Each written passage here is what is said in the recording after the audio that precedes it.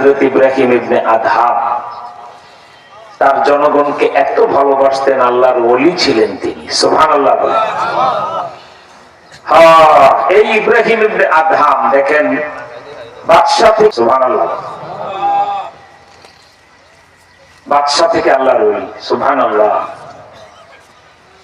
কোথায় খুঁজে পাওয়া যাচ্ছে না, গোটা আপনারা এখানে তো ব্লক করে ফেলেন, ওদিকে লোক পরে কিভাবে রাখবে? তারপরে আরো পিছনের লোকগুলি এই কাতারগুলিতে আর একটু সামনে এসে পিছনটা ক্লিয়ার রাখেন, লোকেরা যেন ডানে বামের কাতারে যেতে পারে। একটু খেয়াল করবেন, জুমার নামাজে গেলে কিন্তু নিজের কিছু দায় দায়িত্বের ব্যাপার আছে বাবা, কে বলেন ঠিক না?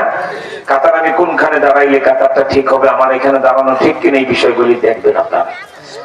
আলহামদুলিল্লাহ, বলকের বাদশা হযরত ইব্রাহিম ইবনে আদহাম বেশ কয়েকদিন জঙ্গলে ওই নদীর পানি, সাথে দুই একটা খেজুর, একটু পানি খান, এই দিয়ে আল্লাহ প্রেমে তিনি কয়েকদিনে এত বড় আল্লাহর ওলি হয়ে গেলেন যে তিনি সেজদা দিলে আল্লাহ পাকের আরশ দেখতে পান। সুবহানাল্লাহ বলে।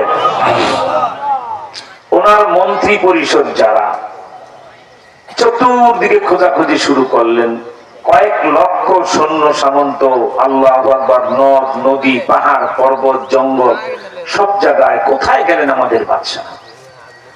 শেষ পর্যন্ত আবিষ্কার করলেন এক জঙ্গলে যাইয়া দেখেন 20 মণ স্বর্ণের খাটে যিনি ঘুমাইতেন, তিনি ওনার নিজের ছেঁড়া লঙ্গি সুই দিয়া সেলাইতেছেন।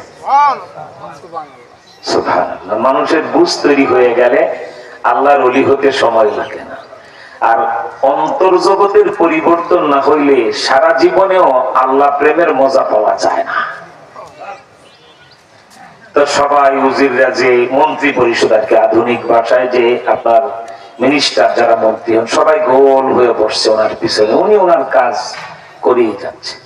অনেকক্ষণ পরে খেয়াল করে দেখে যে আমার মন্ত্রী পরিষদ তারা সবাই তো আমাকে আবিষ্কার করে, কি চাও তোমরা? সবাই হাউমাউ করে কাঁদতে শুরু করলেন, টোটাল মন্ত্রী পরিষদ,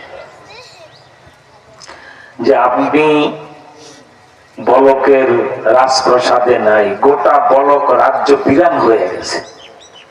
শিশুরা মায়ের বুকে দুধ খায় না, গরু ছাগল ঘাস খায় না, ছোট বাচ্চারা খেলার মাঠে খেলে না, বাদশার শোকে।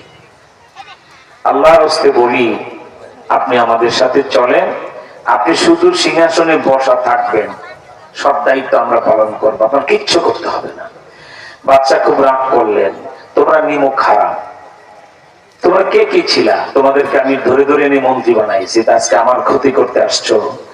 আমি তোমাদেরকে এত মর্যাদা মূল্য দিয়ে মন্ত্রী বানাইলাম, আর